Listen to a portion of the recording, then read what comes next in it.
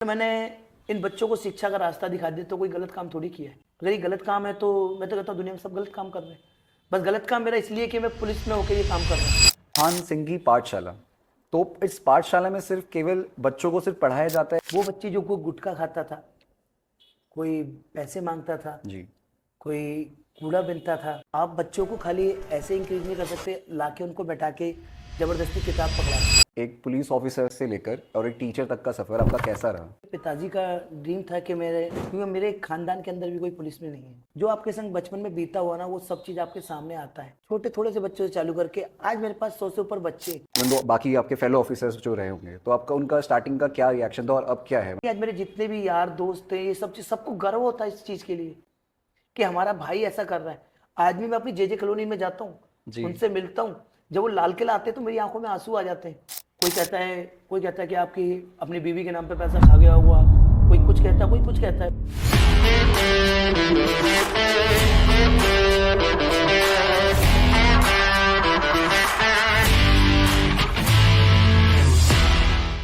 दोस्तों, आपने सिंघम मूवी में देखा होगा कैसे अजय देवगन पूरे जोर शोर से क्रिमिनल्स की धुलाई करते हैं। तो वैसे ही आज मैं आपको बताने चाह रहा हूँ रियल लाइफ सिंघम के बारे में, जो कि सुरक्षा और शिक्षा का एक संगम है, जो कि बच्चों को सिर्फ गलत मार्ग जाने से ही नहीं बल्कि उनको एक सही फ्यूचर भी दिखाते हैं।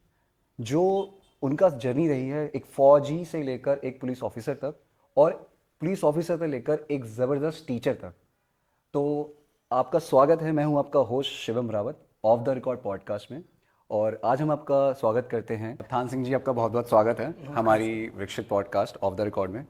तो मैं आपसे सबसे इम्पोर्टेंट और पहला सवाल ये पूछना चाहूँगा कि एक पुलिस ऑफिसर से लेकर और एक टीचर तक का सफ़र आपका कैसा रहा, और आपकी शुरुआत जो हुई है आपने क्या सोच के उस वक्त किया था, और आज आप 2024 में कहाँ पे हैं आप? सर, पुलिस ऑफिसर्स की शुरुआत तो मेरे दिल शुरू से एक लगन थी मेरे अंदर जी। कि मेरे पिताजी का ड्रीम था कि मैं कुछ करूं, मैं बनूं। तो मेरे पिताजी रह गए, तो उनका सपना था कि चलो मैं रह गया, क्योंकि मेरे खानदान के अंदर भी कोई पुलिस में नहीं है। सबसे बड़ी बात तो ये, आप पहले फर्स्ट जनरेशन है? मैं फर्स्ट जनरेशन में, मैं ही पुलिस वाला हूँ दिल्ली पुलिस में। जी। तो पिताजी का सपना था कि मैं रह गया तो मेरा बेटा भर्ती होए। तो मेरा माहौल, जिस माहौल में मैं रहा हूँ ना, वो थोड़ा ऐसा ही है, जे कॉलोनी का था। जी। तो उनको भी डर था कि मेरा बेटा कहीं रास्ता भटक ना जाए। तो वो शुरू से ही मुझे अपने साथ रखते थे कि मैं उनके साथ ही रहूं। जब उनके संगी काम पे जाता था मैं, फिर वहीं से स्कूल जाता था, फिर वापस आके, तो शुरू से मैं उनके संग काम करने लगा। जिससे कि कई बार मैंने भर्तियां देखी दिल्ली पुलिस की भी, 2 बार मैं रह गया, तीसरी बार फिर मेरा सिलेक्शन हुआ। लोगों ने मजाक भी उड़ाया कि कहाँ यार ऐसे थोड़ी सिलेक्शन हो जाते हैं। पिताजी ने बोला कोई हिम्मत मत हार, कोई बात नहीं, वो मेरे साथ खड़े रहे। तो माँ बाप का बहुत बड़ा रोल है मेरी ज़िंदगी में। फिर पाठशाला का ये है इशू। पाठशाला तो जब मेरी लाल किले पे पोस्टिंग आई तो देखा मैंने आसपास बच्चे घूम रहे हैं। लाल किले के पास तो काफ़ी ज़्यादा है लाल किले के वैसे आसपास एरिया। बच्चे घूम रहे हैं, वो बेचारे मजदूरों के बच्चे थे। क्योंकि जी। जो आपके संग बचपन में बीता हुआ ना, वो सब चीज़ आपके सामने आता है। जब वो चीज़ें सब आपके सामने आती है ना, तो आपके दिमाग में वो चीज़ें रहती हैं कि कैसे कैसे किस समय कैसा हुआ, किस तरीके से घटा। हर हर एक चीज़ वो मेरे सामने थी। कैसे बच्चे कूड़ा बिन रहे, तो यानी वो सब चीज़ें मेरे सामने थी। जब मैंने इनके माँ बाप को मनाया, फिर पाठशाला चालू करी मैंने, छोटे थोड़े से बच्चों से चालू करके आज मेरे पास 100 से ऊपर बच्चे, 150-200 बच्चे तो ऐसे हैं जो कि बेसिक करके अपने अपने गाँव चले गए। तो बहुत खूबसूरत बात है कि आपने उनको एक बेस तो दिया, आगे उनकी सोच फिर वो आगे ही ले जाएगी उनको। जी जी जी जी जी। मेरे हिसाब से ये था कि थान सिंह की पाठशाला।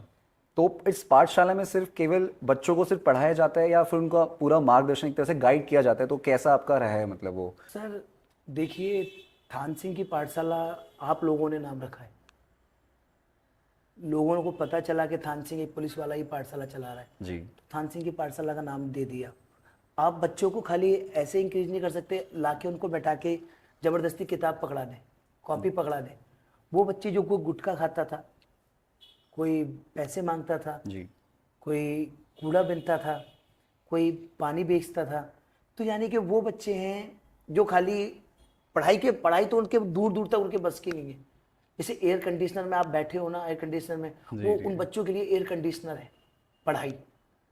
बिल्कुल सही बात की सर आपने। तो उस पढ़ाई को उन तक लाना बहुत बड़ी बात थी।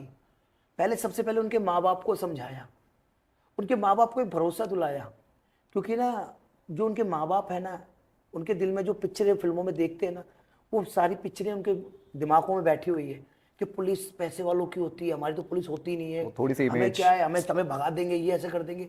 तो वो मुझे थोड़ा सा लगना करना था, क्योंकि मैं उस माहौल में रह के आया हूँ, जी देखा है मैंने जी समय।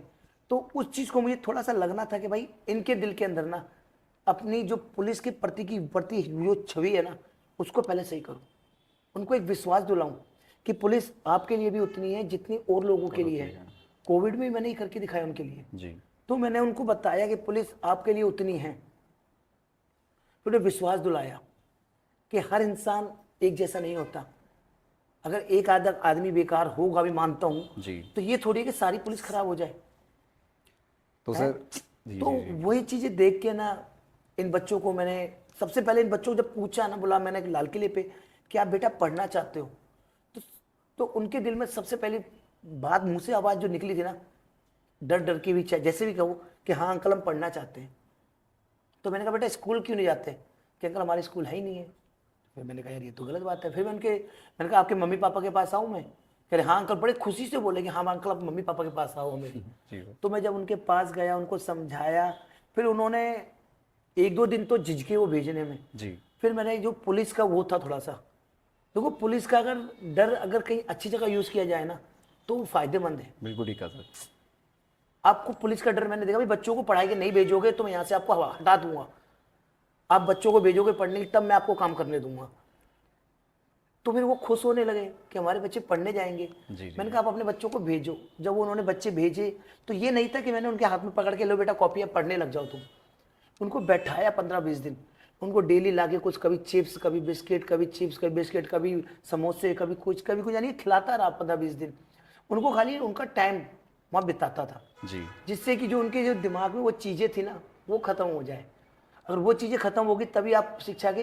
फिर करते करते उन्होंने कहा अंकल जी हमें बैग भी तो ला के दो, अगर हम यहाँ पढ़ने आते हैं अंकल जी हमें कॉपी भी तो ला के दो। जी जी फिर उन्होंने कॉपी किताब की मांग अपने आप करने लगे, अपने आप वो पढ़ने लगे। तो इस तरीके से फिर ये पाठशाला, फिर ये नहीं था, फिर अब मैं उनको संग खेल कूद करने लगा, जी छोटे छोटे त्यौहार उनके माँ बाप के साथ मनाने लगा। उनको यानी कि एक उसमें बांध दिया कि ये मेरा एक परिवार है। मैंने उनको अपना परिवार मान लिया। आज मानोगे जब वो केक भी काटते हैं ना अपना, तो अगर जब तक मैं नहीं आऊँगा ना, तो तब तक केक भी नहीं काटते, चाहे मुझे रात को 12 बज जाए तो 12 बजे केक काटते हैं मेरे बिना। तो ऐसा उनसे लगाव है। मेरी खुद की फैमिली है, मैं ऐसा जी नहीं कहता मेरी फैमिली नहीं है, मेरी फैमिली भी है, मगर एक फैमिली वो भी मेरी ही हो गई है। आज मैं 2 बच्चों का बाप नहीं हूँ, आज मैं 100 बच्चों का बाप। सर, ये तो आपकी सोच है जो आपको मेरा इतना लोगों के बढ़िया प्रति सोच जो है। सोच है ना, उनको बदलना है। लोगों को विश्वास दिलाना है कि पुलिस आपके लिए हमेशा खड़ी है। जी आपके दिमाग में सोच है ना जो कि नहीं पुलिस हमारे लिए नहीं है, नहीं पुलिस आप लोगों के लिए भी है। बस एक बार आप विश्वास तो करो। सर, ये आपका ये सारी चीज़ें सुनकर ना ऐसा लगता है कि आपने बहुत सारे संघर्ष तो देखी हैं इसको जब से आप स्टार्ट कर रहे हैं, बट तो आपकी फैमिली, फ्रेंड्स या आपके जितने आसपास थे लोग, आपके इवन दो बाकी आपके फेलो ऑफिसर्स जो रहे होंगे, तो आपका उनका स्टार्टिंग का क्या रिएक्शन था और अब क्या है? मतलब उनका कैसे सपोर्ट आपको मिला उनसे, या कहाँ तक आपको ना भी सुनने को मिली होगी काफ़ी जगह? सर देखिए, संघर्ष तो मेरा ऐसा रहा कि मैंने भुट्टे बेचे, मंडी जाता था क्योंकि काम इतना होता नहीं था दुकान पे। तो पापा से बोला पापा मुझे ये भी कुछ करना है। तो केसूर मंडी हमारे यहीं, जी जी केसूर मंडी जाके भुट्टे खरीद के लाता था, भुट्टे। फिर भुट्टों के लिए आपको पता कोयले चाहिए होते हैं। जी सर। कोयले जो रात को शादियाँ होती है ना पार्कों के अंदर, पार्कों में खड़ा रहता था, शादी आज आज शादी कहाँ है, आज वहाँ शादी, वहाँ चलो, वहाँ शादियाँ खड़े रहता था। जब रात को तंदूर पलटते थे ना, तंदूर जी जी जी तंदूर पलट के उसमें कोयले होते थे। वो कोयले देखते थे कब जाके हम कोयले बुझाएंगे, कब वो कोयले ले जाके सुखाएंगे, फिर हमें भुट्टों के लिए और प्रेस के लिए काम आएंगे। तो कई बार ऐसा होता था कि तंदूर पलटते ही नहीं थे वो, हमारे सारे सपने वहीं के वहीं टूट जाते थे। फिर चुपचाप अपना घर चले जाते थे। बस यानी कि वेटर का काम भी किया है। ये मेरे हाथ जले हुए हैं, ये हाथ जले हुए हैं, मेरे प्रेस के हाथ है। मैं कपड़े खुद प्रेस करता था। ऐसा नहीं है कि मैंने हर चीज़ की मेहनत करी है। यानी कि वेटर का काम किया था मैंने। 20 रुपये की मैं पैंट लाया था और 10 रुपये की शर्ट, घोड़ा मंदिर रघुवीर नगर से। जी जी जी वेटर का कितनी झाड़ी मिली थी मुझे? 45 रुपये झाड़ी मिली थी उस समय। 45 रुपए हाँ जी, आपके झाड़ी मिली थी मुझे वेटर की, एक दिन की आपकी? एक दिन की। छोटी उम्र में इसे एक शौक था कि कुछ करना है। ऐसा नहीं था कि मैं आज सब कुछ होने में नौकरी है, सब कुछ है, मगर मैं उस तक सीमित नहीं रहना चाहता। मैं चाहता हूँ मैं लोगों के लिए ना कुछ अलग से मदद करूँ और लोगों को भी अच्छा कर सकूँ, और पुलिस के प्रति अपनी जो लोगों के प्रति जो सोच है ना, उस सोच को थोड़ा सा बदल सकूँ कि दिल्ली पुलिस दिल की पुलिस है, आप लोगों के लिए है। जी जी बाकी आज मेरे जितने भी यार दोस्त हैं, ये सब चीज़ सबको गर्व होता है इस चीज़ के लिए कि हमारा भाई ऐसा कर रहा है। आज भी मैं अपनी जे कॉलोनी में जाता हूँ, जी उनसे मिलता हूँ, जब वो लाल किला आते हैं तो मेरी आंखों में आंसू आ जाते हैं उनसे मिलके। आज उनके हालात देखता हूँ तो कभी मेरे से मदद मांगते हैं, मैं तुरंत सबसे पहले खड़ा हो जाता हूँ उन लोगों के लिए, ताकि उन लोगों को ये एहसास ना हो कि मैं पुलिस वाला हो गया, मेरे में ये आ गया। बड़ा प्यार है उनसे। अभी जब घर जाता हूँ, मेरा नाम थाना बोलते हैं लोग बाग, मुझे थान सिंह नहीं बोलते घर पे थाना कोई भी। थाना जी। थाना जी भी नहीं, थाना। छोटे से बड़ा रख मुझे थाना बोलता है, थाना भाई आ गया, थाना भाई आ गया, थाना भाई आ गया। मैं इस नाम से बहुत चिढ़ता था, अपने माँ बाप से बोलता था क्या नाम है मेरा ये। और आज सोचता हूँ कि माँ बाप जो सोचते हैं वो अच्छे के लिए सोचते हैं। जी जी माँ बाप ने डांटा, माँ बाप की डांट कई बार काम आती है। अगर आज वो मुझे डांटते, धमकाते नहीं, अपने साथ में उन चीज़ों में नहीं लगाते, तो मैं भी एक अलग लाइन पकड़ रहा होता। हमेशा साथ खड़े रहे मेरे पापा, मेरे पिताजी में हमेशा मेरे साथ भर्तियों में गए, जब फिजिकल में भी गए तो उनको साथ ही खड़े रहे मेरे, वहाँ खड़े रहे, बाहर खड़े रहे, आज देखते रहे सपने कि भाई मेरा बेटा पास होके आया नहीं आएगा। जी। तो यानी कि बहुत अलग उन्होंने भी मैं तो उनका बहुत बड़ा धन्यवाद करना चाहता हूँ कि उन्होंने मेरे साथ दिया। पिटाई जरूर करी, मेरी बहुत पिटाई हुई है, खेलकूद था, खेलता था, क्रिकेट खेलता था, मगर यह है कि उन्होंने समझाया, उन्होंने उस लाइन से मुझे भटकने नहीं दिया, उन्होंने एक लाइन पे रखा। भर्ती हर जगह भर्ती देखने का, Rajasthan, Bhagalpur, A to ji Z जी सब जी। जगह भर्ती देखी, तो बस यही था। तो सर मैं ये देख पा रहा हूँ कि आपका पूरा जो आपकी रही है अभी तक की जर्नी, आपकी सारी आपकी पाठशाला के लिए गई है, पर एज अ ऑफिसर आप कैसे मैनेज करते थे? क्योंकि मैं देखता हूँ अभी भी हम रहते हैं तो चाहे दिल्ली की पुलिस हो, कहीं की भी पुलिस हो, या कोई सा भी ऑफिसर हो, आर्मी हो, कहीं भी हो, उनके लिए अपनी पर्सनल लाइफ की तो नहीं दे पाते बिल्कुल, वो अपनी फैमिली फ्रेंड्स को नहीं दे पाते, उनकी ड्यूटी इतनी हेक्टिक होती है। तो आप इसके साथ मैनेज कैसे करते हैं? लाइक कैसे आप कर पाते हैं पूरा ये? पहला नंबर तो यह है कि नौकरी से कोई कंप्रोमाइज़ नहीं मेरा। पाठशाला है एक, मेरे अफसरों का इतना बड़ा सपोर्ट है जी कि मैं ये कर रहा हूँ, इससे बड़ा सपोर्ट कुछ नहीं मानूंगा। दूसरा, क्योंकि जब मैंने उन बच्चों को सपने दिखाए, उन बच्चों को यहाँ तक लाया, तो मुझे उम्मीद भी नहीं थी कि बस जाता था वहाँ पर, क्योंकि मुझे ये नहीं था कि 15 दिन के अंदर ही पाठशाला चले, लोग बाग जैसे करते कि एक 10 दिन पाठशाला चला के फ़ोटो खिंचवा के वो डाल दे, वो काम नहीं करना था मुझे इस पाठशाला को एक पूर्ण स्थायी वो रूप देना था कि रोज़ चले पाठशाला, जी रोज़ यहाँ बच्चे आएँ। उसके लिए आसपास के मैंने देखा कि मुझे एक आसपास का बच्चा चाहिए, जो बच्चा इनके बीच में से निकले, जो पढ़ाई भी करो, उन बच्चों को पढ़ाए, चाहे मैं वो खर्चा दे सकूँ। जी फिर उसी में से मैंने एक बच्चा निकाला, उसको वहीं पर पढ़ने के लिए कहा, पढ़ाने के लिए कहा, उसकी हम हेल्प करते रहे। यानी कि 1500, पहले शुरू में 1000 रुपये दिए, फिर 1500 दिए खूब, क्योंकि वो खुद भी पढ़ रहे थे। जी पढ़ते पढ़ते मैं पैसे बढ़ाता गया। आज भी बच्चा मेरे साथ ही पढ़ा रहा है और बच्चे पढ़ रहे हैं। पढ़ रहे हैं। और मैंने क्या कि 2019 तक तो मैंने ये पाठशाला किसी को बताई ही नहीं थी, मतलब आप अकेले में अपने में ही लगे पड़े अपने थे? में लगा था। मुझे उम्मीद नहीं थी ना कि ये पाठशाला को इतना मैं वो कर दूंगा, इतना बढ़ा दूंगा। अपने चुपचाप करता रहा, 5 से 10 हुए, 10 से 15 हुए, 15 से 20 हुए, 25 हुए, 30 हुए, 40-45 बच्चे, 50 बच्चे हो चुके थे जी उस समय भी। पर बच्चे आते थे चले जाते थे, आते थे चले जाते थे, बेसिक पढ़ के। जब कोविड टाइम में ये पता चला पाठशाला के बारे में, जी जी लोग बाग आए, क्योंकि कोविड टाइम एक ऐसा टाइम था इन बच्चों का जो कि सारे लोग बाग भाग रहे थे। उस वक्त तो सर काफ़ी देखो, बताने वाला टाइम नहीं था। यहाँ मेरी हिम्मत और दिमाग इन काम आया। जी मैंने इन लोगों को कहीं जाने नहीं दिया रोडों पे। मैंने कहा मैं आपके साथ खड़ा हूँ। कोविड में मैं एक बार भी घर नहीं गया अपने, आप घर नहीं गए? नहीं, मैं वहीं रहता था उनके बीच में, वहीं खाना पीना खाता था, वहीं पर ही। कि कोविड में हमारे पास ये था कि भाई इन लोगों को बाहर बंदा निकलना दे, कोविड फैलाऊं मत। और कोविड के टाइम में भी मैंने पाठशाला चलाई थी। पाठशाला कैसे चलाई थी? क्योंकि आपने कहा था क्वारंटाइन कर दिया था, जी। तो मैंने उस जगह को क्वारंटाइन कर दिया था ना, पार्क को, तो कि खाना सब कुछ वगैरह आप मतलब कहीं बाहर से मंगाते थे, वहीं पर ही बनाते थे? खाना बनता था। पाठशाला के अंदर ही खाना बनता था, पाठशाला के अंदर ही उनको वहीं पर ही एक पार्कों के अंदर गोले बना दिए गए थे, अपने टाइम पे खाना खा जाते थे। जी सुबह हम दूध वगैरह देते थे। यानी कि कई लोग मेरे संग उस मुहिम में जुड़े हुए थे। मगर सबसे बड़ी बात है, जरा सा भी डर नहीं था कोविड का मुझे। आपके शुभ चिंतक यानी कि कोई फैमिली हो गई वगैरह तो आपको करते होंगे ना कि कहाँ हैं आप। वो कहते थे कई बार बाई चांस एक बार टाइम निकाल लेता था, बाहर जाके जब घर जाता था बाहर से बाहर ही खड़ा होता था, बाहर ही कपड़े उतार देता था, वहीं पर ही कपड़े वपड़े नहा धो के बाहर ही, घर के अंदर घुसता भी नहीं था। वाइफ का ही बहुत बड़ा सपोर्ट रहा उसमें, वो खड़ी रही मेरे संग, उसने हौसला मेरा अफजाई किया कि मैं अब खड़ी हूँ, क्योंकि देखो मैं बिना वाइफ के सपोर्ट के नहीं कर पाऊंगा। उसका बहुत बड़ा सपोर्ट रहा इसमें, वो हमेशा खड़ी रही कि हाँ भाई करो चलो। हाँ थोड़ा बहुत तो रहता है हर चीज़ में, मगर उसने अच्छा सपोर्ट दिया। फिर जब 2020 में जब पता चला ये पाठशाला के बारे में जी जी। मेरे सीनियर अफसरों को, तो किसी को विश्वास ही नहीं हुआ इस पाठशाला के बारे में कि सच में ये पाठशाला चलती है या नहीं है। लोगों ने वहाँ जाके देखना चाहा कि भाई इसकी इंक्वायरी करो, ये बात है, ये सच है नहीं है। जी जी। फिर लोग बाग वहाँ मेरे सीनियर अफसरों ने भेजे, वहाँ पता किया। फिर मुझे मेरे माननीय जो मेरे सीपी साहब हैं उन्होंने मुझे बुलाया, पुलिस सब कमिश्नर, उन्होंने मुझे बुलाया अपने पास, बाकी बाकायदा अप्रिशिएट किया कि ये तो बहुत अच्छा काम है। तो उससे मेरे को और ताकत मिली। जी। पूरी दिल्ली पुलिस में जब बातें पता चली कि थान सिंह की पाठशाला, सबसे पहला किस्सा खाकी में मेरा पॉडकास्ट भी मेरा ही है, बहुत खूबसूरत है। तो एक ताकत मिली।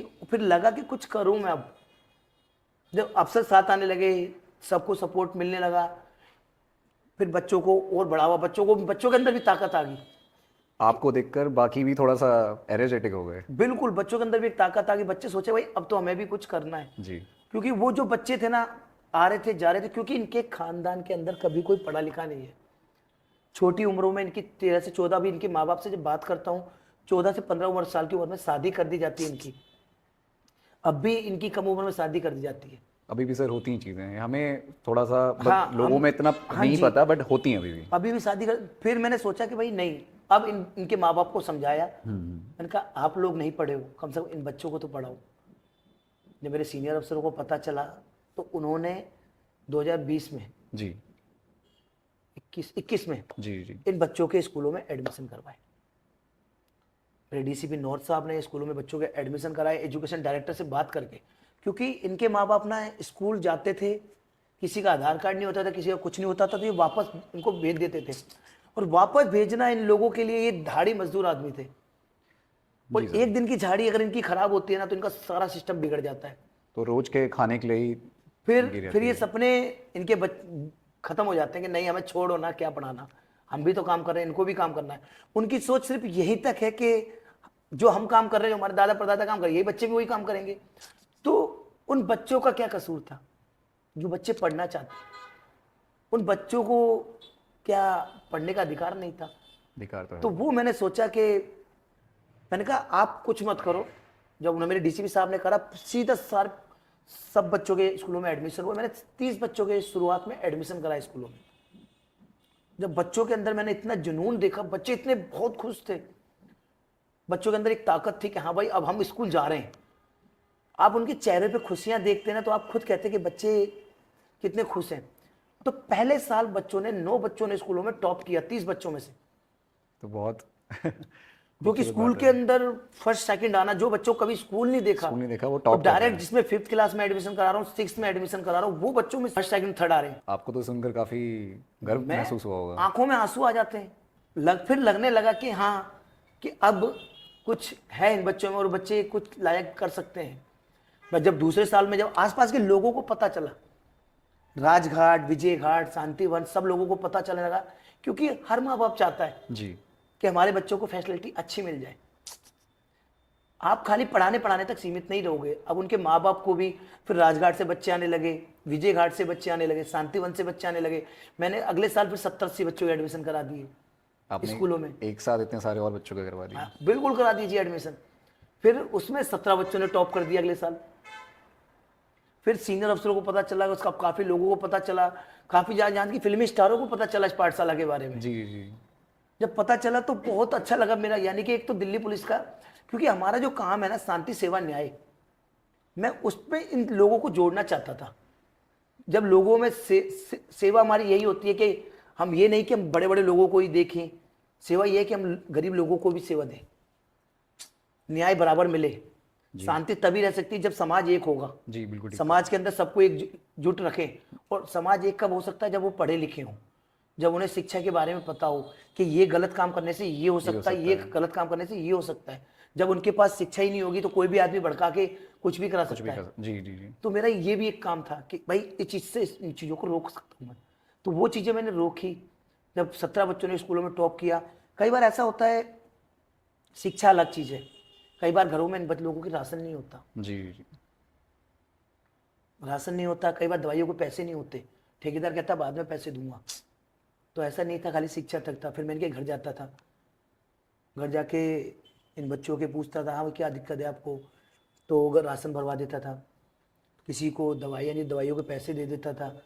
तो यानी कि हर तरह की कोशिश करता था कि मैं जितनी मेरी हिम्मत थी, मेरी अहमियत औकात थी, मैं उससे ज़्यादा कोशिश करता था कि इनके लिए कर सकूं। जी जी।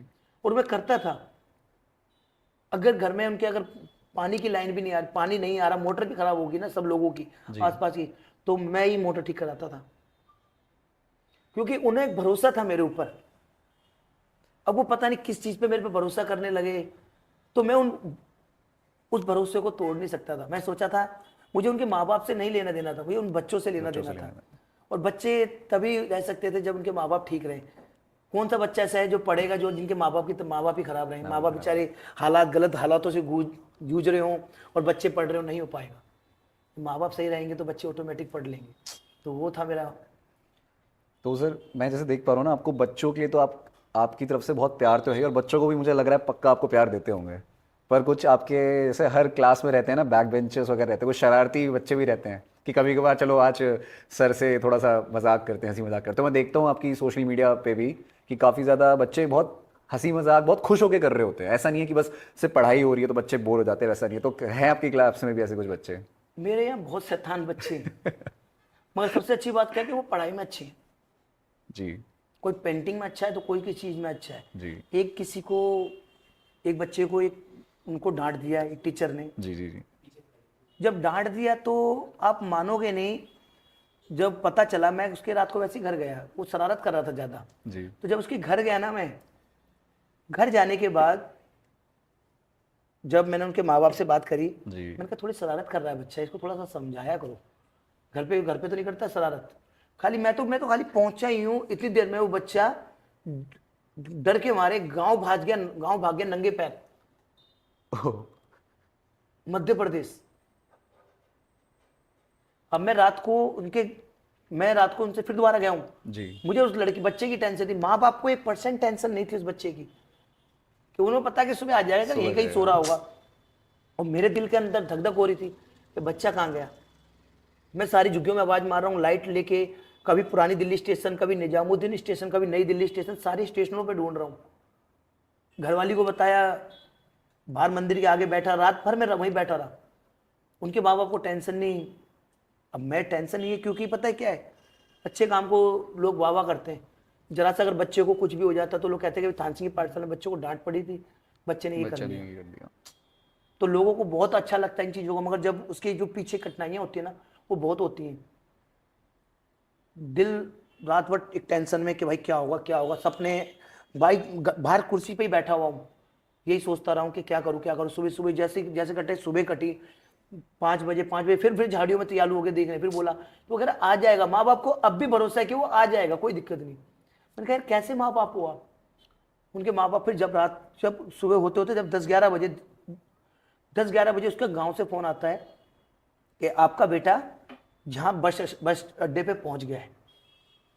बस अड्डे पे पहुंच गया। पहुंचने के बाद जब उसके घर से फिर जो उसके माँ बाप बताते हैं कि बच्चा मिल गया, जी तब मेरे अंदर एक रिलैक्स फील करता हूँ कि भाई चलो ठीक है यार, बच्चा पहुंच गया।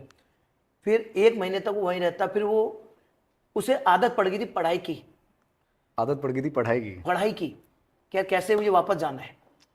अब वो कैसे मुझे कहे कि मैं वापस आ जाऊं अंकल। जो लड़कियां थी मेरे पास आते थे पढ़ाने, जी उन्होंने उनको फ़ोन किया कि अंकल से आप रिक्वेस्ट कर दो, मुझे वापस आना है। जी क्योंकि मैंने अंदर उन लोगों के ना बच्चों के वो डाल दिया था कि भाई पढ़ना है तुम्हें। तो वो डालने के बाद जब उन बच्चों को, तो फिर मैंने सोचा जब कोई बात नहीं, बच्चे ही गलतियां करते हैं। मैंने उसे कहा कि तू आ जा, कोई बात नहीं। अब वो बच्चा आ गया। आज वो बच्चा 8th क्लास में पढ़ रहा है बहुत पाठशाला में, और अच्छा पढ़ रहा है। तो एक जरा छोटी सी गलती अगर मैं के लिए मैं उसके लिए ये नहीं सोचता था, अगर मुझे एक बार मना कर देता तो फिर वो पढ़ाई की तरफ कभी जाता ही नहीं। एक छोटा सा मेरा एक इशारा उसे थोड़ा सा बुलाना बुलाना उसके लिए बहुत फायदेमंद हो गया। तो बस ये अच्छी बात है कि छोटा सा स्टेप उसके लिए एक तरह से बहुत बड़ा आज आगे के लिए हो गया। मैं पता है ना, मैं पुलिस वालों की तरह नहीं करता उनके साथ। अगर पुलिस वालों की तरह सिस्टम को रखूंगा तो जहां मुझे पुलिस का काम करना है वहां पुलिस का काम, जी जहां इन बच्चों के लिए वाला काम करना है वो बच्चों वाला काम। बच्चे इतना प्यार करते हैं, अंकल जी आप कहाँ गए हो, अंकल जी मेरे लिए कुछ, कभी कोई लेटर बना देता, कोई कोई एप्लीकेशन बना के रखता है। तो कभी बात कहते, कोई बच्चे ऐसे कहते हैं कि अंकल जी हमें पता है आप अपनी फैमिली से काफ़ी दूर हो चुके हो, जी हम आपको कुछ ना कुछ बन के दिखाएंगे। हम भगवान से प्रार्थना करते हैं कि हम आपकी फैमिली के पास आपको वापस भेजें जल्दी से और आपकी फैमिली बहुत खुश रहें।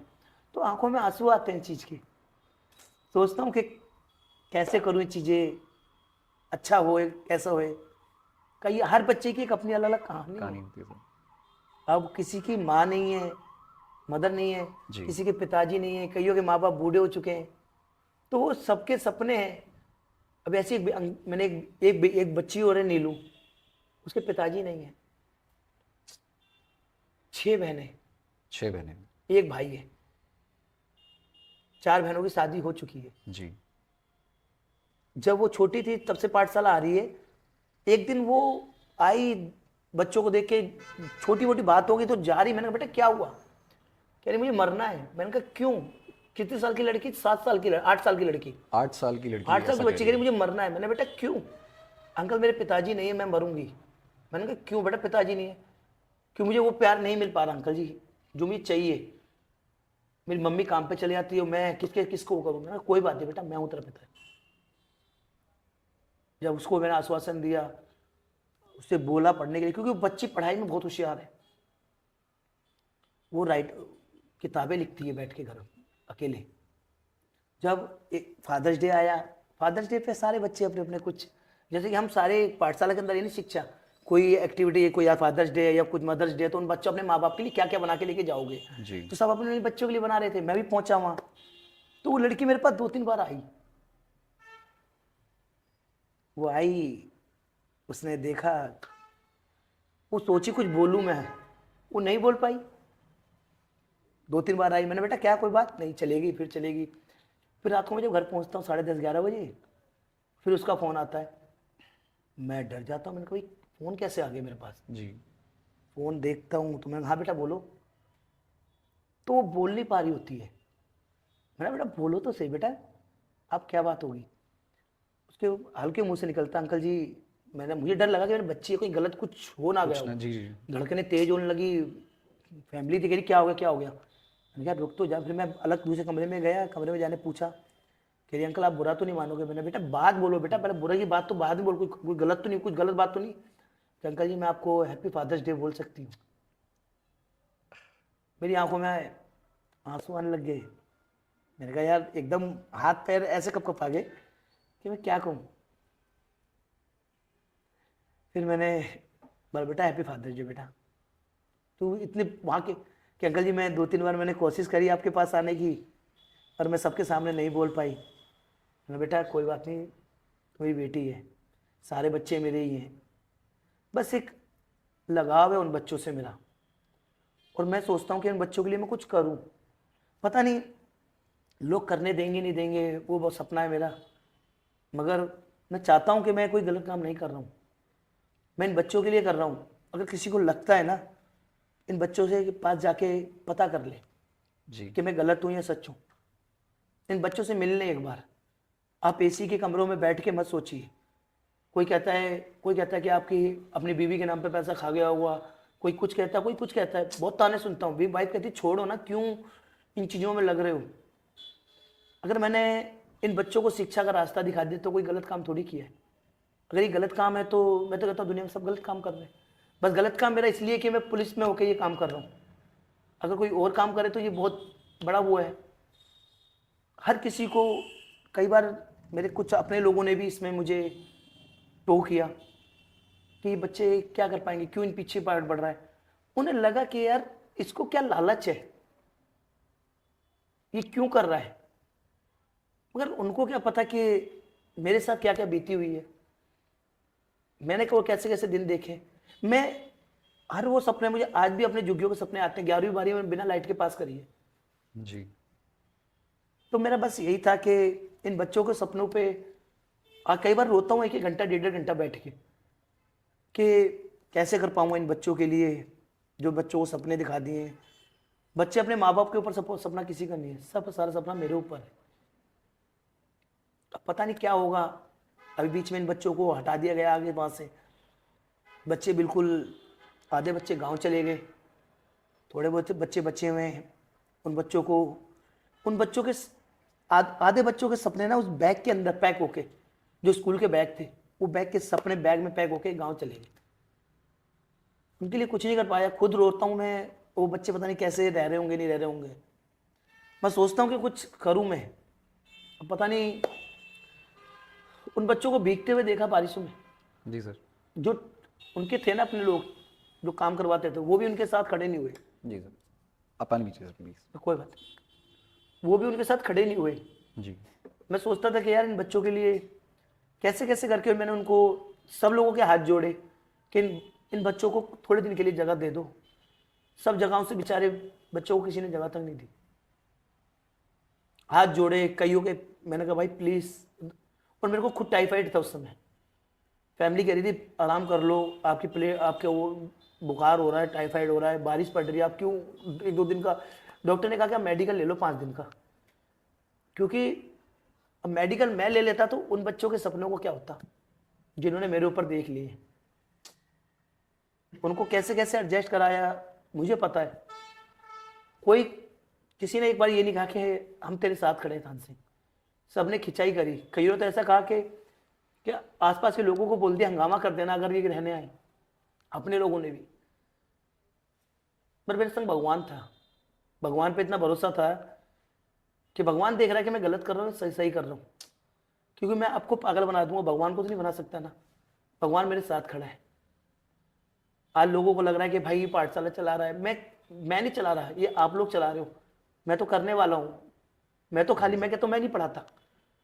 पाठशाला मेरी जरूर है, मगर मैं उसको मैनेज कर रहा हूँ सारा। अपनी नौकरी से कंप्रोमाइज नहीं कर रहा। एक भी मेडिकल नहीं है मेरा आज तक, एक भी ईएल नहीं, एक भी सीएल नहीं होगी। खाली उन बच्चों के लिए, उन बच्चों को सोचता हूँ। अपने बच्चों को टाइम नहीं दे पाता मैं उन बच्चों को टाइम देता हूँ। हम कई सारे इवेंट करते हैं। दिल्ली पुलिस कई सारे प्रोग्राम भी करती है जी जी सर। इन बच्चों के लिए। तो मैं खाली इन बच्चों के लिए छोटे छोटे प्रोग्राम कर रहा हूँ, जिससे कि आपको पता होगा सारे बच्चे छोटे आजकल जो क्राइम कर रहे हैं वो छोटे छोटे बच्चे कर रहे हैं। अगर हम उस क्राइम को रोक देंगे तो इसमें क्या गलती है।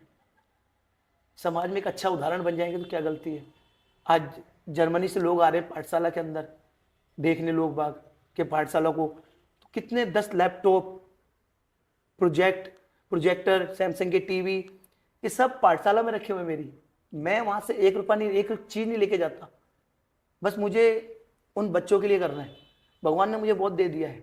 जब मैं खुद जैसे झुग्गियों में रहने के बाद अगर मकान में रह रहा हूँ, तो और पिताजी क्या मुझे क्या चाहिए। बस ये है कि मैं कुछ करना चाहता हूँ उन बच्चों के लिए। और उन बच्चों के जो सपने हैं ना, वो मेरी वर्दी के अंदर ही है। जब जब बच्चे जा रहे थे ना, तो बच्चे कहीं नहीं देख रहे थे, अपने माँ बाप की तरफ नहीं देख रहे थे। माँ बाप तो बैग बांध रहे थे कि वो अपना, उनका क्या होता है, 2-3 वो होते हैं, थैले उठाया और गांव चल दिए। चल दिया। और गांव की जब ऊपर जाके सफर कर लिया, जो बच्चों ने पीछे सपने देखे ना कि हम डॉक्टर बनेंगे, हम आईपीएस बनेंगे, वो सब खत्म। आंखों में आंसू थे छोटे छोटे बच्चों के। उन बच्चों को बोला, मैंने कहा भगवान ने ऐसा एडजस्ट कराया। सब थोड़ा दिन तक कठिनाइयाँ जरूर हुई, बस सब आज एडजस्ट हो गए बच्चे। और बच्चों के अब फिर वापस वही खुशहाल चेहरे, खुशहाल उम्मीदें। बस यही है कि मैं चाहता हूँ कि इन बच्चों की उम्मीदों पे खरा उतर सकूँ। क्योंकि इनकी पीढ़ी दर पीढ़ी घर परिवार में भी कोई पढ़ा लिखा नहीं है। एक खानदान में एक पढ़ा लिखा नहीं है। जैसे मेरे खानदान में कोई नौकरी नहीं लगाना, उनके खानदान में कोई पढ़ा लिखा नहीं है। अगर वो पढ़ जाएंगे, कम से कम नौकरी ना लगे, अपने आने वाली पीढ़ी को पढ़ाएंगे तो सही। शिक्षा के बारे में उन्हें पता तो चल जाएगा। कई लोगों को शिक्षा के बारे में पता ही नहीं चला कि शिक्षा होती क्या चीज़ है। सबसे मदद मांगी, नहीं मिली। आज भगवान ने साथ दिया, बच्चे अच्छे रास्ते पे आ गए। मैं बस आपके माध्यम से भी एक ही चीज़ कहता हूँ मैं तो, भाई आपको किसी को लगता है मैं गलत हूँ तो उन बच्चों से मिल लो। कि पाठशाला, मैं 7 दिन पाठशाला चलाता हूँ। गुरुद्वारा शीशगंज से उन बच्चों के लिए डेली लंगर लेके आता हूँ खाने का। जी एक दिन भी अगर उनके लंगर नहीं पहुंचता ना तो मुझे टेंशन हो जाती। अभी मैं अपनी फैमिली के संग रणथंबोर गया था, तो फैमिली अपनी रणथंबोर घूम रही और मैं वहाँ भी मुझे पाठशाला की टेंशन हो रही है कि कौन सा बच्चा आया कौन सा बच्चा नहीं आया। अगर आप 2 दिन नहीं गया ना, वहाँ पर आधे बच्चे वो बैक करने लगे, कोई आ नहीं रहा, कोई कुछ नहीं आ रहा। जब पता किया मैंने बच्चे क्यों नहीं आ रहे, क्योंकि एक मौजूदगी, बस थोड़ी सी मौजूदगी मेरी अगर इनके पास रहेगी ना, मेरा वहाँ रहना ही इनके लिए काफ़ी डर है। बच्चों को थोड़ा अपनापन लगता होगा आपको देखकर, ऑफ कोर्स। वो कोई भी कुछ चीज़ होती है तो मुझको मेरे से बोलते हैं। जब इनके लिए खाने की व्यवस्था करने के लिए हुई ना, तो गुरुद्वारा शीशगंज से मैंने जब बात करी जी तो उन्होंने कहा जब हम 24,000 लोगों को लंगर खिलाते हैं तो 1,000 बच्चों को, एक यानी 100 बच्चों को खाना देने में क्या दिक्कत है। आज मेरे संग एनएसएस माता सुंदरी कॉलेज की लड़कियां मेरे साथ जुड़ी हुई हैं, जी 100 से ऊपर लड़कियां मेरे साथ जुड़ी हुई हैं। वो लड़कियां जो कहती थी हमने तो कभी विश्वास ही नहीं, सोचा भी नहीं था कि पुलिस वाला पाठशाला चलाता है, आज वो सारी लड़कियों पे इतना इतना विश्वास करती हैं, आंख बंद करके अपने माँ बाप को लेके आती हैं, सब कुछ लेके आती हैं। तो मेरा ये है कि मैं पुलिस के इस विश्वास को आगे तक कायम करना चाहता हूँ, लोगों को एक बताना चाहता हूँ कि दिल्ली पुलिस में आज मेरे सभी जितने भी बड़े बड़े सीनियर अफसर हैं वो सब मेरे साथ खड़े हुए हैं। सीनियर अफसर ने मेरा हमेशा सपोर्ट किया है, कभी सीनियर अफसर को मैं ये नहीं कहूँगा कि मेरे सीनियर अफसर ने मेरा सपोर्ट नहीं किया। जी सीनियर अफसर मेरे हमेशा मेरे साथ खड़े हैं। उन्होंने अपने, जैसे मैंने उनको अपना बच्चा माना ना, तो सीनियर अफसरों ने मुझे अपना बेटा मान के मेरे साथ दिया है, हमेशा मेरे साथ खड़े रहे। हमेशा मेरे को ये नहीं, मेरे घर पे भी अगर कोई कठिनाई आई है ना तो अफसरों ने मेरा सपोर्ट किया है। मेरे बच्चों के एडमिशन भी स्कूलों में अफसरों ने करवाए। तो आप अगर आप किसी के लिए अच्छा करोगे ना तो भगवान आपके लिए कोई ना कोई रास्ते खोलेगा। तो भगवान ने ऐसे मेरे लिए भी रास्ते खोले। जी भगवान ने भी मेरे लिए कई बार सोचा कि भाई जब ये अच्छा कर रहा है तो अगर आप किसी के संग अच्छा करोगे तो आपके संग कभी गलत नहीं होगा। आपको लगेगा थोड़े दिन कि आपके साथ गलत हो रहा है, गलत हो रहा है बट मगर उस भगवान के दरबार में ना कभी सबको लिखा जा रहा है, सबका लेखा जोखा यही मिलेगा आपको। तो बस एक यही है मेरा। बहुत ही खूबसूरत थॉट्स हैं सर आपके। बाकी सर, मैंने सुना है कि आपका जो ये थान सिंह की पाठशाला है काफ़ी इंडिया में तो है ही फेमस, काफ़ी लोग अब जानने लग गए हैं, तो बाहर भी, इंडिया से बाहर भी काफ़ी ज़्यादा लोग आपके लिए बहुत प्रेज़ कर रहे हैं इस काम के लिए आपके लिए। तो कैसा आपका रहा है, कि आप थोड़ा एक्सपीरियंस शेयर करिए, कैसा आपका रहा है थोड़ा सा। सर मेरी पाठशाला अभी जर्मनी में एक जर्मनी से आई थी एक टीम, जी तो उन्होंने इस पाठशाला को पूरा रिकॉर्ड किया। जी उन्होंने देखा, क्योंकि उस सब हकीकत पे विश्वास करते हैं। जी उन्होंने पहले आके सर्च किया कि बात सच है या नहीं है। वो उन बच्चों से मिले, जी जी जब उन्हें लगा कि बातें सच हैं तब वीडियो जर्मनी गई। जब उन्हें लगा कि ये सच है तब ये वीडियो कनाडा गई। जब उन्हें लगा ये सच है, अमेरिका में एक मैगजीन में मेरी पाठशाला के बारे में छपा है, द वीकली में। द वीकली जी तो उसमें मेरी पाठशाला के उन्होंने 1.5-2 महीने सर्च किया। तो मैंने कहा उनसे पूछा कि आप इतना टाइम क्यों ले रहे हो अगर आप छाप रहे हो तो। जी जी जी उन्होंने कहा जी हमें एक एक चीज को पता करना है कि सच है या नहीं है। तो ये मेरे लिए नहीं, ये मेरी दिल्ली पुलिस के लिए बहुत बड़ा वो है। उन्होंने दिल्ली पुलिस को प्रमोट किया है। आज जब उनके अंदर जब वो जर्मनी से एक टीम आई तो उन्होंने कहा कि मुझे बहुत खुशी हुई कि हमारी कि एक पुलिस वाला एक ये काम कर रहा है। जी तो उन्होंने जब मुझे ये सारा सामान दिया, 40 कंट्रियों की मिस वर्ल्ड मेरी पाठशाला में आई। प्रियंका चोपड़ा ने अमेरिका से इंस्टाग्राम पे मेरा वो डाला, स्टोरी डाली। जी सर। तो सोनू सूद वगैरह सभी लोगों ने बहुत बड़ा सपोर्ट किया है। काफ़ी ज़्यादा सेलिब्रिटीज़ बॉलीवुड के भी, बाकी आपसे मैंने देखा था कि आपकी पाठशाला में आ रखे हैं। सोनू सूद आगे, हंसराज रघुवंशी जी आगे। जी, ये हंसराज रघुवंशी जी तो हमेशा कहते हैं कि मैं आपकी पाठशाला में हर साल आऊँगा। वो अपने हाथों से खाना, बच्चों के लिए खाना बनवाते हैं और वहीं पर ही कंबल वगैरह सब बांटते हैं। तो ये बहुत बड़ी बात है। मैं कह तो रहा हूँ भगवान किसी ना किसी के रूप में मुझे कोई ना कोई इंसान भेजता है। बस यही मैं एक उम्मीद करता हूँ कि मुझे थोड़ा सा इन बच्चों के लिए बस करना है। और मैं अपने पुलिस परिवार के बिना ये सब अधूरा है मेरा। असामाजिक लोग तो मेरे सारे साथ हैं। जी जब तक पुलिस परिवार जैसा मुझे ना प्यार दे रहा है, मैं पुलिस परिवार का कभी नाम जरा सा भी वो नहीं होने दूंगा नीचे। जी सर। उनको हमेशा उठा के रखूंगा और इस पाठशाला को इतना वो करूंगा कि दिल्ली पुलिस के नाम से पाठशाला जानी जाएगी।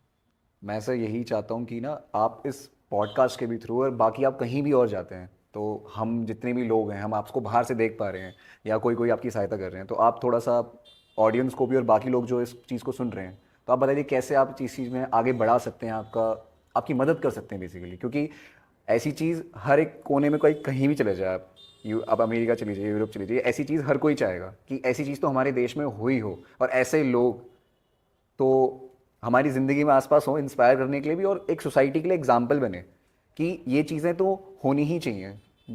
अपने सपने तो हैं ही सबके, पर दूसरों को सपना दिखाना एक बहुत ही प्यारी चीज़ है, और जो आप कर रहे हो अभी रियल लाइफ में, तो आप मेरे ख्याल से आप तो बॉलीवुड क्या वो क्या सब कुछ, आप रियल लाइफ तो हीरो हैं हमारे लिए। थान सिंह जी एक पूरे एक सुपर हीरो बोलते हैं ना, यूनिफॉर्म में भी और विदाउट यूनिफॉर्म भी। देखिए सर, हीरो तो मैं कुछ भी नहीं हूँ सर, मैं एक सेवक हूँ। जी दिल्ली पुलिस का एक छोटा सा एक सिपाही हूँ, जी सर। और परिवार का अपने, और उस परिवार के रह के अंदर मैं ये काम कर रहा हूँ। बस यही है।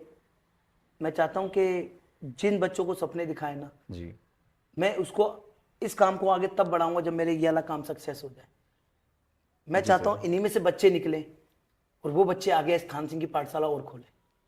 Definitely sir. जी क्योंकि अगर इनके सपने टूट गए ना, तो मैं सब खत्म हो जाऊंगा। और मैंने एक कसम खा रखी है, मेरे जो खून का एक बूंद भी लास्ट है ना, वो भी इनके लिए न्यौछावर कर दूंगा मैं। इतना प्यार है इन बच्चों से। क्योंकि मैं जिस जगह रहा हूँ ना, वहाँ गुरुद्वारा था, गुरुद्वारे में मैंने अच्छे अच्छे लोग सेवा करते हुए देखे।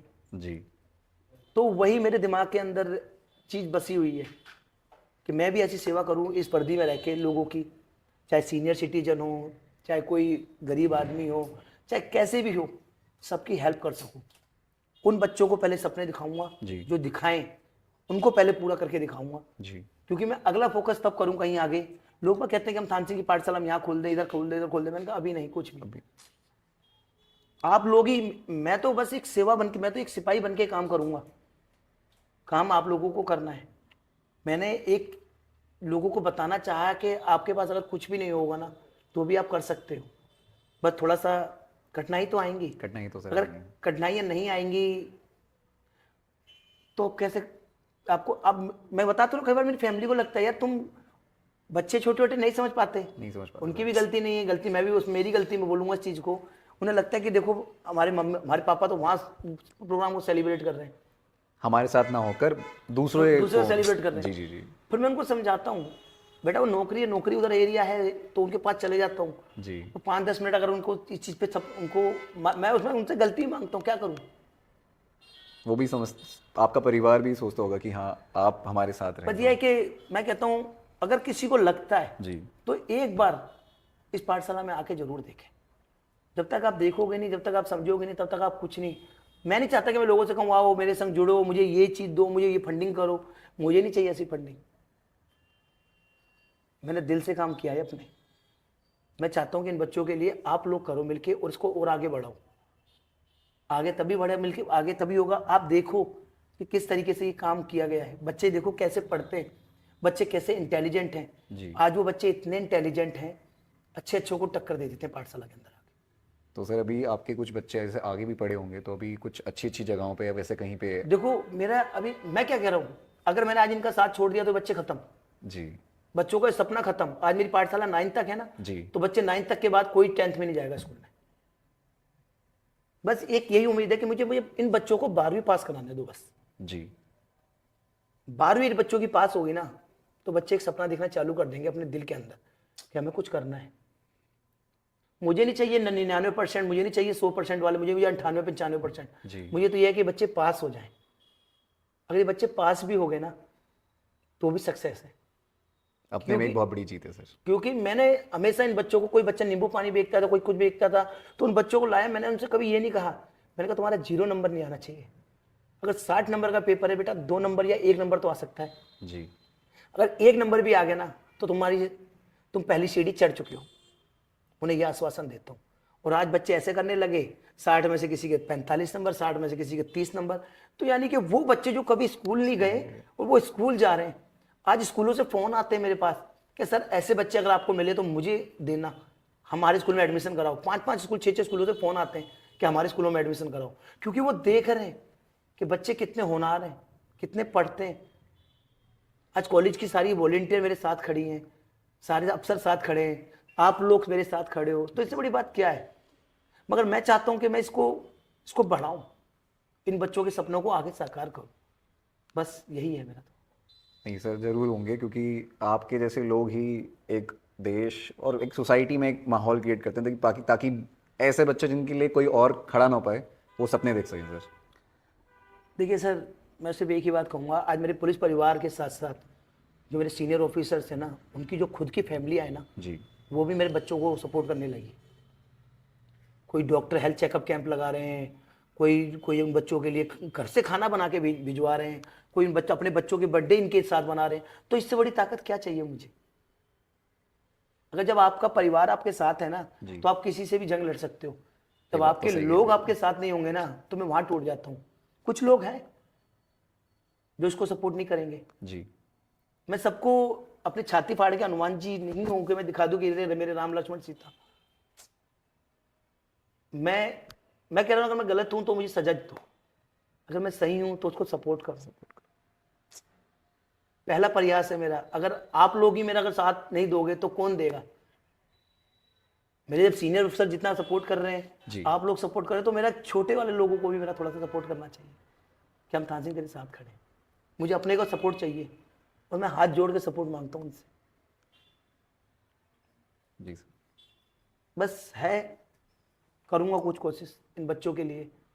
बाकी धन्यवाद करना चाहता हूं मैं आपका भी। नहीं सर, कि आपने मुझे यहाँ बुलाया। आपका सर धन्यवाद कि नहीं हम बहुत मतलब मैं सारी ऑडियंस की तरफ से भी और अपने पर्सनली तरफ से भी करना चाहूँगा कि आपने एक तो अपना जो अनुभव शेयर करा है ना, एक्सपीरियंस इतने खूबसूरत रहा है, कठिनाइयाँ आपकी आई हैं और कोई भी सुनकर ना अंदर महसूस हो जाएगा कि यार आप कर पा रहे हैं, तो हम इसका अगर 1% भी कर लेना तो सोसाइटी अपने आप में इतनी खूबसूरत जगह हो जाएगी, चाहे छोटे बच्चा हो किसी के लिए भी। और आपने भी इतनी कठिनाइयों से आपने कहा कि आपका सपोर्ट पे आपके मम्मी पापा रहे हैं, अभी भी आपके परिवार, आपकी वाइफ, आपके बच्चे या आसपास के लोग भी आपको सपोर्ट कर रहे हैं, तो शायद मुझे लगता है आपको ताकत वहाँ से मिलती है। क्योंकि अगर आप ही ताकत, आपके छत्र छाया में जो बहुत सारे लोग बच्चे हैं ना वो ही नहीं रहेंगे तो फिर कहाँ से उनको ताकत मिलेगी सर। तो आप सर बहुत बहुत धन्यवाद सर कि आपने अपनी स्टोरी के साथ साथ एक बेहतर इंसान, आपके ऐसा इंसान बनने की कोशिश भी हम करें 10% भी, तो बहुत बड़ी बात हो जाएगी सर हमारे लिए। आपका धन्यवाद तो मैं आपका करना चाहूँगा। जी। बस ये है, मैं इन बच्चों के लिए कुछ करना चाहता हूँ। अब पता नहीं नहीं सर, ज़रूर ज़रूर होगा सर। कहाँ हो पाएगा, नहीं हो पाएगा ये। नहीं सर, नहीं सर, प्लीज़ आप पानी पीजिए सर। तो सर आपके आगे के फ्यूचर प्लान्स क्या है पाठशाला को लेकर? प्लीज़ आप एक बार ऑडियंस को भी बताइए। देखिए, पाठशाला को लेके मेरा फ्यूचर प्लान तो एक यही फ्यूचर प्लान है कि मैंने सबसे बड़ी जीत तो इन बच्चों को क्राइम से रोक दिया, इन बच्चों को एक अच्छे रास्ते पे लाके रख दिया। अब मैं चाहता हूँ जैसे ये बच्चे अच्छे रास्ते पे आए कि और भी ऐसे बच्चों को जोड़ूं जिससे कि वो भी अच्छे रास्ते पे आ जाए। इन बच्चों को अच्छे और गलत का अनुमान हो गया है कि क्या चीज़ गलत है और क्या चीज़ सच है, क्योंकि उन्हें ये पता चल गया कि हमें 13-14 साल की उम्र में जिस तरीके से हमारे माँ बाप की शादी हुई है हमें नहीं करनी।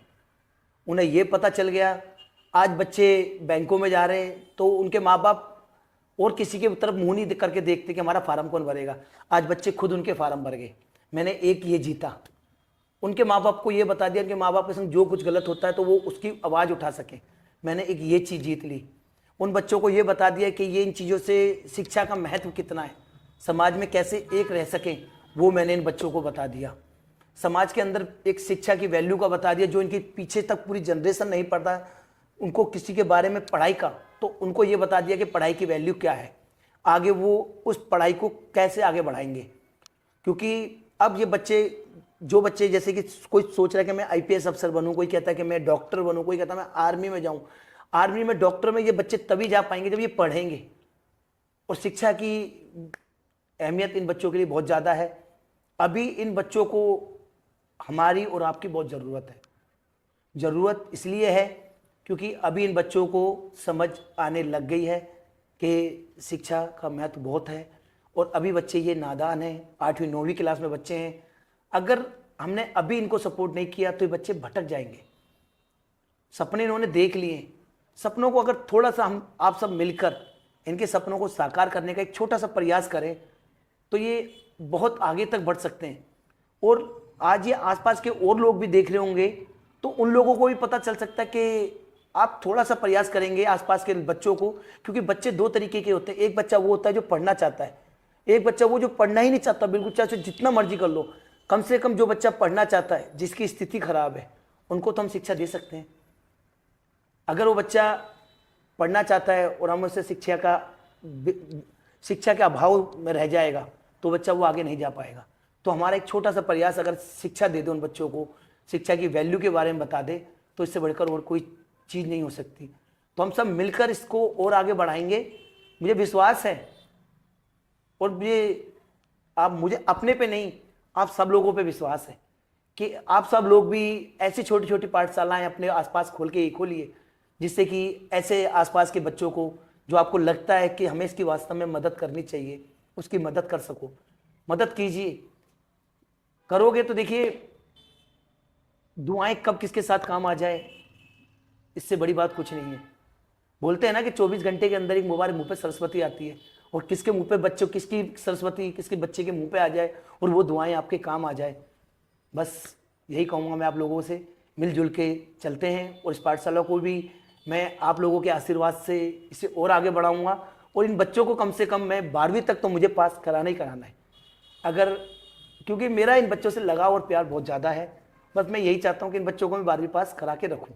सर जैसे कोई हमारे कोई न्यू ईयर हो या किसी को ना पता हो आपकी शिक्षा के बारे में, कहाँ है पाठशाला आपकी, तो प्लीज़ एक बार आप उनको बता दीजिए कि कहाँ पे है आपका ये। देखिए जी, शिक्षा, लाल किला एक ही है देश में, क्या पूरे वर्ल्ड में भी लाल किला एक ही है, दिल्ली का लाल किला, जहाँ से हमारे पीएम साहब स्पीच देते हैं। वहीं मैंने एक शिक्षा का मंदिर खोला है, जहाँ से बच्चों को शिक्षा मिल सके और बच्चे एक अच्छे रास्ते पे जा सकें। वहीं से सब कुछ मिलता है। तो मैं चाहता हूँ आप लाल किले पे आके किसी से ही पता कर सकते हैं कि थान सिंह की पाठशाला कहाँ है। किसी भी रिक्शे वाले से पूछ सकते हैं, क्योंकि मैंने बच्चों में अपना प्यार नहीं जताया। मैंने एक छोटे से लेकर बड़े लोगों तक में अपना प्यार की एक छोटी सी छवि छोड़ रखी है आप लोगों के आशीर्वाद से। वो रिक्शे वाला आपको खुद उस पाठशाला में छोड़ के आएगा। लाल किले के पास ही एक पार्किंग है साईं बाबा की, साईं बाबा 85 पार्किंग, साईं मंदिर से पार्किंग वो है। उस पार्किंग के अंदर ही एक मंदिर है, मंदिर के एक प्रांगण के अंदर ही एक पाठशाला है। उसी मंदिर के अंदर मैंने एक शिक्षा का एक छोटा सा दीप जलाया इन बच्चों के लिए। उस दीप को हम सब मिलकर और आगे बढ़ाएंगे। सर जैसे कि आप अपने प्लान के साथ करके बच्चों के लिए इतना सब कुछ कर रहे हैं, तो हम भी विकसित फाउंडेशन आपके साथ आगे एज ए वॉलंटियर भी जुड़ने के लिए बहुत तैयार हैं। तो आप बताइएगा कैसे हम आपकी इस चीज़ में जुड़ सकते हैं आपसे। सर सबसे बड़ी बात क्या है, ये पाठशाला मेरी नहीं, पाठशाला आप लोगों की है। मैं बहुत बहुत धन्यवाद करना चाहता हूँ विकसित फाउंडेशन वालों को भी, जिन्होंने मुझे इतना यहाँ बुलाया और मुझे एक शक्ति दी, पावर दी कि हम लोग आपके साथ खड़े। इन्होंने बताया कि हमारी बहुत बड़ी टीम है और उस टीम को मेरा एक सहारा बनने के लिए कहा। तो इससे बड़ी बात क्या होगी। मैं देखो, बूंद बूंद से घड़ा भरता है ना।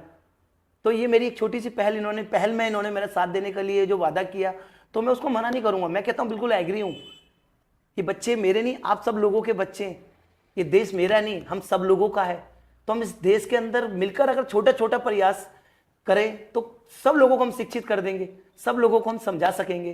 तो मैं विजय लक्ष्मी फाउंडेशन का बहुत बहुत धन्यवाद करना चाहता हूं, जिन्होंने मुझे बुलाया यहाँ पर और ये कहा कि हम भी आपके साथ हैं।